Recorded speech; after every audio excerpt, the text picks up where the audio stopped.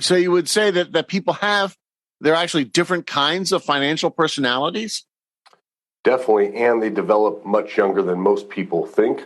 Mm-hmm. There's studies out of Cambridge University points to financial habits forming around age 7, Mm-hmm. and Brown University points to work ethic forming habits, those types of habits forming around age 9. Mm-hmm. So already at that age, we're molded into these financial and work ethic behaviors. And as you know, it's much harder to break a habit or modify that into a positive habit after it's formed.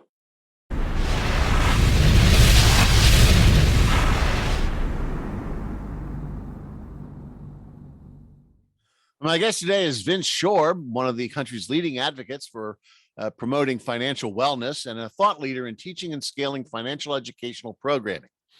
After spending 15 years in financial services, he founded the National Financial Educators Council, and an organization dedicated to combating the financial illiteracy epidemic. And he is currently the CEO. But he's also led the NFEC in the development of 2,500 financial education programs and more than 80 financial literacy assets and financial education standards that guide the industry. His focus is on mobilizing and developing community champions and empowering them with the resources, knowledge, and processes that they need to help their community citizens work towards financial self-sufficiency and security. Welcome to the show, Vince. Thanks for having me, Steve. Yeah, so I was looking through what you do, and that led me to sort of the title of this episode of the podcast, the development of financial personalities. And I thought that was kind of an intriguing topic, that usually it's people have different attitudes towards money, I guess, and different experiences with it. But so you would say that people have, they're actually different kinds of financial personalities? Definitely, and they develop much younger than most people think. Mm-hmm. There's studies out of Cambridge University points to financial habits forming around age 7, Mm-hmm. and Brown University points to work ethic forming habits, those types of habits forming around age 9. Mm-hmm. So already at that age, we're molded into these financial and work ethic behaviors. And as you know, it's much harder to break a habit or modify that into a positive habit after it's formed. Yeah, so it can be, and on the last episode of the podcast, I talked with Jake Cousineau about financial literacy classes to juniors and seniors in high school. But from what you're saying, to that extent, you're kind of working harder maybe to undo some stuff or habits or whatever that formed much earlier in the kids' lives, right? Yeah, I watched the episode. Jake's doing a great job with high school students, and it's definitely that's the last time we can help them in a safe, secure environment. Definitely needed, and he's really doing a great thing preparing them for those life events, college, moving out on your own, the first credit cards, those things that we need. The issue is we're having habits form much earlier, and it's not required in elementary school. Most kids aren't being taught about personal finance. And there's a lot of influences that are taking place at a young age. It starts with parents, right? So, is a parent a positive or negative influence? We have advertisers spending $4 to $12 billion a year, depending on the study. American Psychological Association says $12 billion a year. Highly sophisticated ads targeting children. Mm-hmm. And we have the rise of the mid-level influencers, so like the YouTube stars and things. Some of the most popular videos on there are the unboxing videos, or what the teens call hauling videos. They'll go shop and show their wares online. So all these things are influencers of our behaviors. Mm-hmm. And then we have those people that drive those behaviors even more, parents, right? So we have these influencers. I saw a woman, this is a couple of years ago, at the store with her 2 kids, one in the cart, one down, and she saw this Disney princess thing on a wand with some candy cane thing, and she was throwing a fit, right? Throwing a fit because she loves this thing and loves this character, and the mom was good. No, no, no, no, no. Let's go. But the mom gave in, right? And I don't blame the mom and I don't blame the kid. It's just, hey, she's seen so many of these ads. She wants this thing so bad. And so what this does is just reinforced a very negative behavior to make a purchase That's not really a need, right? Right. And what's that going to translate to when she's older, right? When she can't get something she wants, how's that going to be when she's a teenager? And Mhm. how's she going to be when she's an adult in a relationship? Yeah, a lot of it is to say it's parenting, but also so many different influences. I mean, especially even back to when I was growing up, around Christmas time, the onslaught started around Thanksgiving. Yeah. The commercials for toys and kid and really heavy marketing to the children. And I've told this story on other episodes, but my parents were like, when it comes to Christmas, they said you can ask for one TV toy, is what they called it, a TV toy. And you can only ask for one. And that really, I think, influenced me a fair amount because I can only have one. So I spent a lot of time, watching all the different commercials, looking at them, comparing them, which one do I want most, and really kind of reinforcing a better attitude towards things, moving away towards impulse buying and things like that, to create better attitudes towards money. I mean, I think that's that's one a great tip for example. parents to follow today. That's a great Mhm. tip. And Vince, what would you suggest? I mean, I'm sure you have a lot more of these. What would you tell parents of children that are in that age group, ways in which they can be a positive influence as parents in forming good financial personalities?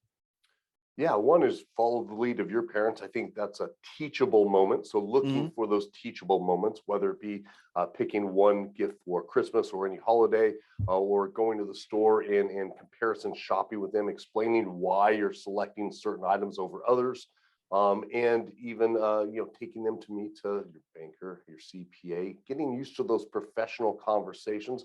All Hmm. these are teachable moments. The other thing we're big advocates of is a chore system, in establishing that early. And a chore system that goes beyond just having them do chores and paying them. I think that's key for them valuing money, right? So they're connecting, I have to work and earn money so I can Hmm. spend it. So I think that connection is very valuable to establish early, but also having them contribute toward household bills. So that way they're getting the training wheels of what it's like in the real world, right? So when they're real young, maybe, hey, they're paying part to the house. So you give them the allowance and then they're paying back part for the house, Hmm. part for the car. And then as they're progressing through high school, it increases in rigor. So they're breaking down all the bills, they're paying a portion of all that. And of Hmm. course, savings is a cornerstone. So saving for the short term and long term. That long term could be college, could be real estate, whatever they're interested in. Hmm. But for that short term, that gives them those wins where they're like, hey, I worked and earned this. And then they're going to make decisions more like you, where, hey, what is it I truly want? I put time and effort into earning this money. Now, what's going to fulfill me in that way? Hmm. Well, getting back to the idea of these financial personalities, and there are different ones. Have you found in your experience and your research that these personalities fall into sort of certain categories or different mindsets that are formed depending upon parenting and other factors in their life at that age?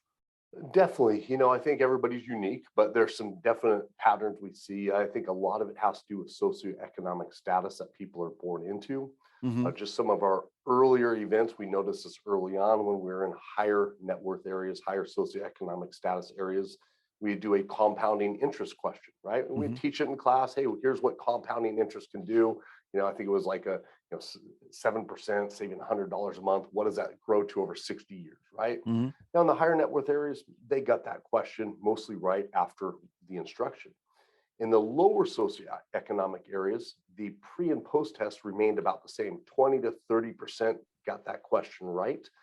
And so when we go into those areas after that, we had to have them physically do it on a calculator or online calculator so they could see and experience it themselves. So I think even that just presents lack of hope for some, and what they're surrounded by, right? Is it that feeling, hey, we're in the land of abundance and you can work hard toward improving your financial situation, or is it, hey, it's tough out there, right? Hmm. And I think there's a balance between that, but that's just one example of a behavior or a more of a sentiment that can really impact somebody's finances later in life. So it's somewhat environmental as far as an attitude, or if they come from more affluent parents or family or whatever, they are maybe more optimistic about money, or don't think about it as much because it isn't as critical in their lives, as opposed to people in lower economic strata that are thinking, no, maybe I'm never going to get out of here, or this is just the way life is, and things like that. Yeah, and yet the That other can shape it. interesting thing on the other side, it's when it comes to their ability to budget and do some basic things. We saw Mhm. just the opposite, right? Lower socioeconomic had those better skills because they couldn't just receive, right? There was Mhm. decisions that needed to be made, like your Christmas decision, right? Mhm. Where on the other end, that budgeting skill set wasn't so highly developed. So some interesting things take place in just how children are raised in the environment they're in. Mhm. And as was observed, and I've talked about this book a lot, I'm sure you're familiar with The Millionaire Next Door, in that when dealing with the upper socioeconomic level, that's 7 out of 10 American millionaires are first generation, which means that True. these money attitudes and mindsets are not being effectively passed on to the next generation. Exactly true. You have this mindset, well, the first generation millionaires, they have the money, they want their children to have better than they did, which is very admirable, and parents are like that. I understand that. But at the same time, if you do what the authors call economic outpatient care, where you continue to subsidize them even after they leave the nest, then they don't learn those lessons, and maybe they don't learn them as well between the ages of 7 and 9, because everything came kind of easy for them. Have you noticed that? Definitely. We do a lot of work with family offices that work with higher net worth individuals. Mhm. And a lot of the things that they're worried about is passing money on to that next generation. So they're actually worried about that. So Mhm. they're bringing us in to help, train the children and youth so that they're better prepared. Mhm. But I think the parents have a major role. Again, the earlier we start, right, Mhm. in teaching and molding these positive behaviors and getting them to associate working for money and valuing and enjoying that experience, the Mhm. better off they'll be. And do these financial personalities tend to track along lines of the socioeconomic situation of the families, or do they track on different axes or different circumstance? I think a lot of it has to do with what lessons parents are teaching, right? So Mhm. there is, if we look at the data out there, if you're born into a lower socioeconomic status, you're probably going to stay there. If you're born into a higher economic status, you're probably going to stay there. Of course, we have opportunity, and the biggest differentiator is education. Mhm. So we do have opportunity for everybody, which is wonderful. But it is critical that parents are training their children. They have to understand this is not taught in schools unless they have Jake, your last guest on that podcast. Wonderful. Most never receive any type of training. The Mhm. states that do mandate financial literacy, it's like between 10 and 10 hours to a semester, right? Which try to speak Spanish after one semester or 10 hours, right? Tough, Yeah. especially with money. Everybody in there has different habits, different relationship with money, different background, different goals. So you're working with a group of very diverse people with their goals, their status. It's not like math. For Mhm. everybody in the class, 1 + 1 = 2. If you're teaching personal finance, there's so many variables. It's really critical that the teacher knows what they're doing, Mhm. and can impart that information in a way that builds a motivation to take that action so they're prepared early in life. Mhm. Well, you mentioned one word that I was getting to with my next question, and that is goals. Do you find that different financial personalities tend to have different financial goals, or look to accomplish different things with money? Definitely in education, especially high school and above, reasons are the biggest motivator for somebody to learn. Mhm. And reasons often occur in a very timely basis. So you want to, and take you're in a new romantic relationship. You want to do something, so you're going to save for that. You have a motivator, or Mhm. maybe you want to buy a home, right? So now I'm going to work on my credit real hard. I'm going to start saving real hard. So this time base in it really helps to emphasize the reasons. And I think that the sooner we can help our children develop these reasons that are personal to them and not just told to them, Mhm. and exploring those things that they want to do, that lifestyle they want to live, it will help them shape their own goals in their own direction in life. And I think what's missing out there is, hey, we're not career exploring with our children, Mhm. not exposing them to entrepreneurial type activities or encouraging that.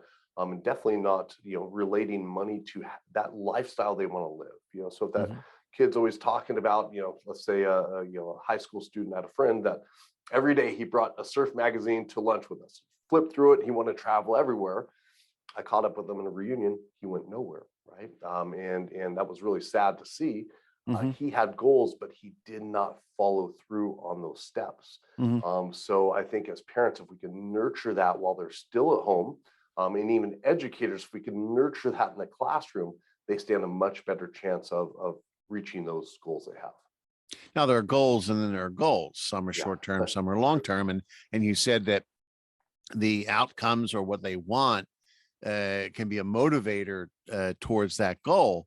Like I said, if you're saving up to buy a particular thing, whether it's a new iPad or a home or a new car, which you save up and you're saving towards something, you get enough money and then you spend it. But Yeah, there are some more long-term goals that don't have as tangible an outcome. For you're saving, you're putting money into an emergency fund. You're saving money not for something for yourself or a reward, but in case something bad happens. Or you're in your 20s and you're saving towards retirement, which is a long way away. yeah. So do you find that is there a difference with these personalities? In some tend to set more short-term goals and others more long-term? Yeah, I think, as humans, we all Mhm. crave security, having our basic needs met, and having loving relationships, right? That's just human beings and the hierarchy of needs. Mhm.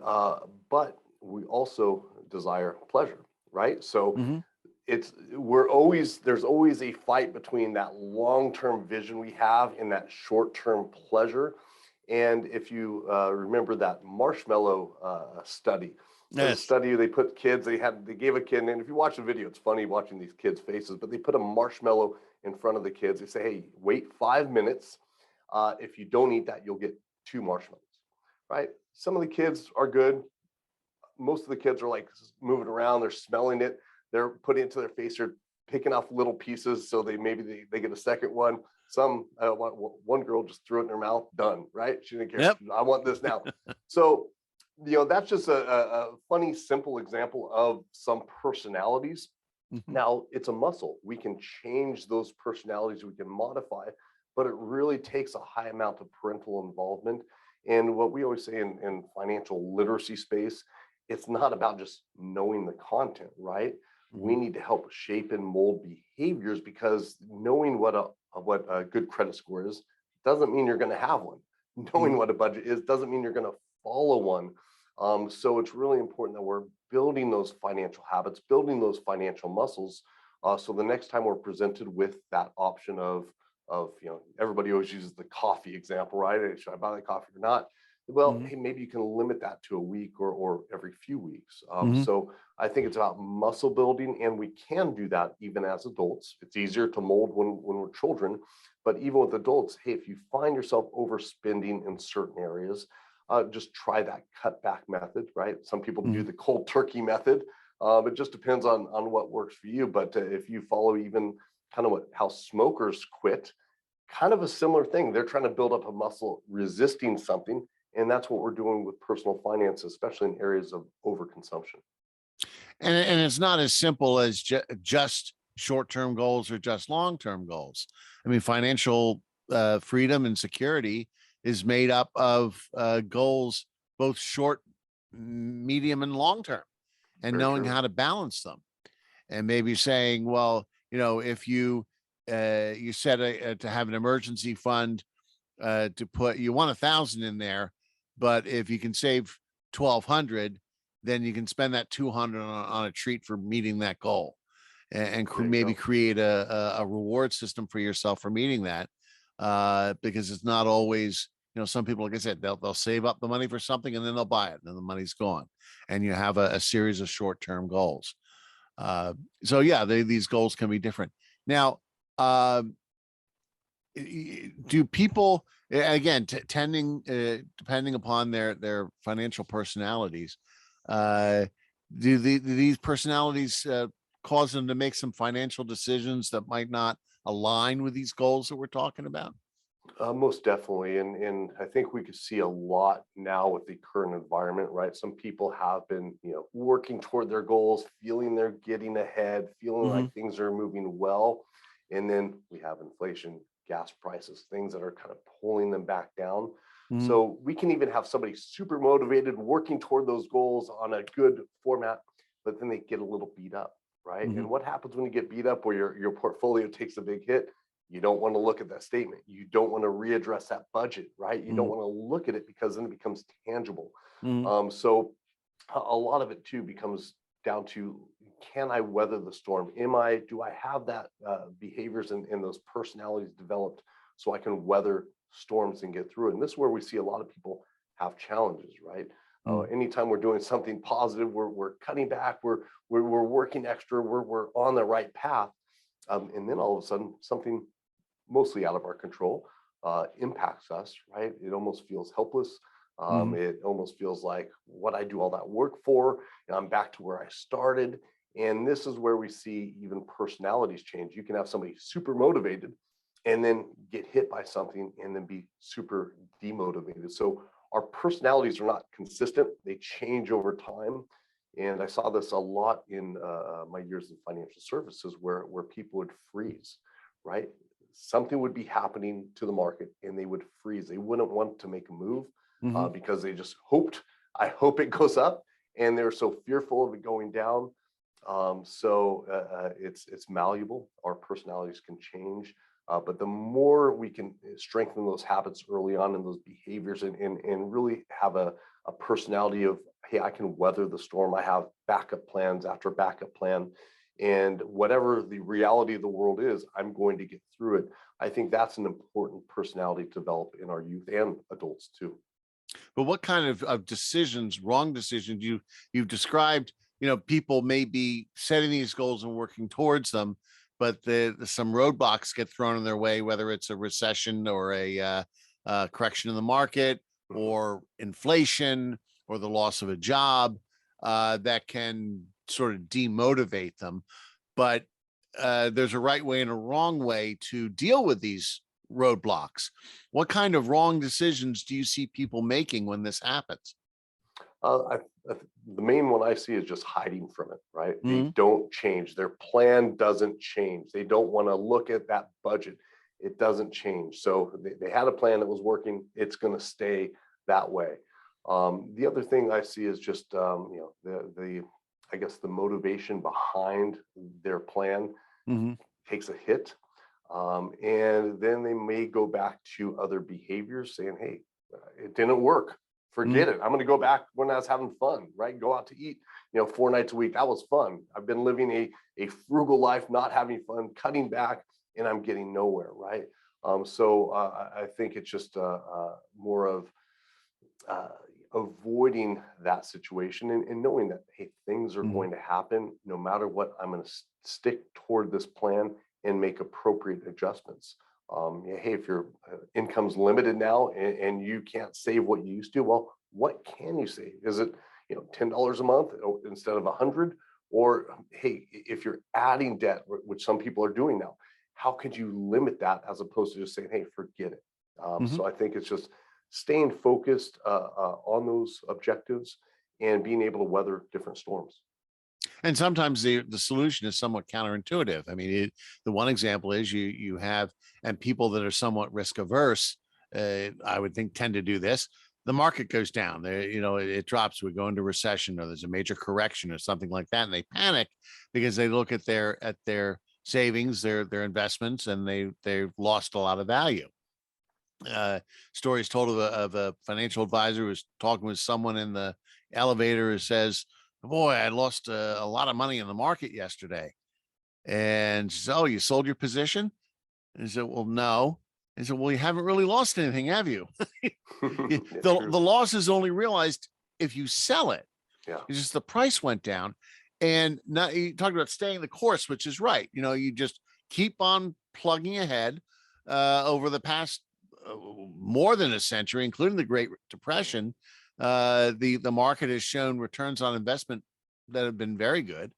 And in fact, not only should you not sell in a down market, you should be buying more, because people realize if you start buying more when the price is low and the market goes back up again, you will have more than recovered your initial investment. And people don't realize that because it's counterintuitive. Why would I continue to put in money into a market that's down? Yeah, that risk adversity, it's that level where people feel comfortable. That's develops young too. All these factors are influencing, and that's where when you're talking about investing in those types of things, it's always great to have that trusted financial professional you can go talk to. Right? Hey, let's discuss this, and let's stop the panic. Let's have a discussion, and reconsider my options and what I want to do. But even before that, they should have a plan, right? Hey, Right. what am I going to be doing investment wise? Knowing that most people don't. Hey, when these things occur, you need to talk to somebody that can be that voice of logic. Mhm. I've noticed that emotion is a main driver of decisions people make with money rather than logic. Mhm. I learned this hard way, right? When I was in the financial industry and then transitioned into financial coaching 15 years ago. I was a very logical. Things made sense. I did a lot of budgets for people, work things out. I'd really try to get them on the best path as possible, and they would come 3, 6 months later with the same issues, back in debt, having problems. So a lot of it has to do with being able to communicate with them on that emotional level, and not giving them the logic, helping them work out the logic for themselves. When we get people to do that, we notice a much bigger change in their behaviors. Yeah, even in marketing, people say, the behavior is people make decisions emotionally and then justify it with logic. Yes. So you need to recognize that as you say, there's a huge emotional component, and you try to bring logic to the table to sort of uh, uh, push them in the right direction, but ultimately it comes down to emotion. Yeah, yeah, and me as a more logical, analytical person, there was a disconnect in my communication. But if I'm talking to an accountant or somebody, perfect. I'm going to get out the paper and let's go to town, right? We'll have some fun. But if Mhm. we're talking with the average person out there, hey, we need to address their emotional state, their really circle back with those reasons, their motivators, and keeping them encouraged to work toward those longer term goals. Now, in dealing with these financial personalities that form early between the ages of 7 and 9, and you've developed, like I said, 2,500 financial education programs. It's in doing that. Do you have some recommendations either to parents or to educators in primary school when they're in age 7 to 9 on how to help shape these financial personalities at the right time, so you're not trying to reconstruct it to do damage control later? Definitely. With parents, definitely establishing a chore system. That's key. Using those Mhm. teachable moments. And also, I'd encourage parents to encourage the adoption into elementary schools as well. And the thing is, with elementary school, this is much easier because they're learning to count, they're learning to read, they're learning the basics. So, why don't they read financial education? Why don't we have the counting games around money? Right? This Mhm. is something that's usable for them at that young age. So Mhm. it's pretty easy to adopt in elementary school, and we're Mhm. really trying to push and advocate for that. Now in high school, it's going to take more targeted information. Again, we focus on preparing these youth for life stages, Mhm. college loans if they're going to go to college, moving out on their own, first credit card, bank accounts, the things that they're going to need, and the things where I got in trouble after college, right, or in Mhm. college. And where many people do, they go wrong, student loan debt, and they're behind that 8 ball at a very young age, and those are critical saving years. So In high school, I definitely encourage the adoption of financial literacy. Again, what Jake was doing on the last podcast episode of 1 full year, that's awesome. I think that's what's needed. I think the overall goal of school should be to graduate self-sufficient individuals that have the skill sets to be self-sufficient and contributing members of society, as opposed to knowing the hypotenuse of a rectangle. I don't know if that's even right. I forgot it from school. I think it's a triangle that has triangle. a There we go. There we go. See, it didn't work for me. See, we use geometry in real life. There we go. Yeah, We've accomplished something. Exactly. Yeah. So we talked about it as far as how you would advise educators and parents to do this. What do you do through your organization, the National Financial Educators Council? I mean, you talked about counseling, coaching and consulting with people on this. Do parents or educators come to you for help with this, and do you provide that type of service to people? Tell me about what it is you do. Yeah, so our main goal here is scaling financial wellness programs in communities across the country. And how we do that is we mobilize local people that are passionate, that want to either teach groups like an educator or provide counseling, one-on-one or couples counseling on financial matters. Then we provide them all the resources, training, and support and funding to scale those programs. So that's our goal, that's our mission. And what they're trained to do is to go in and work with organizations, parents, individuals, and really support them toward those goals. So with the coaches, they're working with adults only, and they're going into organizations, workplace wellness programs, and different things to provide that one-on-one counseling. And this is great for those people that may need that support, may need that accountability, may need that added person in that corner. Other people like more the education, right? And I consider you an educator, right? How we can educate, it doesn't have to be a classroom. A lot of our graduates are doing classroom podcasts, different things as well, but we can learn in different ways. That's the beauty of today, right? 30 years ago, we had to go to the community college at night to learn topics. I went to many of those, or after that, Barnes and Noble and flush through books. But now we have those people we can turn to, educators like yourself and other people that are delivering content in the way we relate to. So I always encourage people to find those people that you connect with, and set up a regular education habit on this. We spend 40 hours a week working. Most people spend very little on personal finance. And as an overall goal of our organization, we're promoting financial wellness as a whole. So if people wanted to reach out to you or your organization for these services, how would they do that? And I can put some stuff in the show notes on that as far as people reaching out. Yeah, they can reach out to me personally on my LinkedIn, Vince Shorb, SHORB, or on our website, financialeducatorscouncil.org. And we have a lot of free material for parents, the chore system, other curriculum. We have a lot of material for schools, colleges, financial advisors and realtors are some of our biggest clients because they're trying to educate their clients. So if you feel called to share personal finance with anybody, your kids, your community, reach out. We love to connect. Good. And one last question I want to ask you before we go. It was kind of intriguing from looking at some of your materials. You talk about the behavioral aspects of money. Is that how money behaves, or how the people who have it behave? It's more how the people that have it or don't have it behave, right? So what are your behaviors and habits, and how do you overall, treat your money?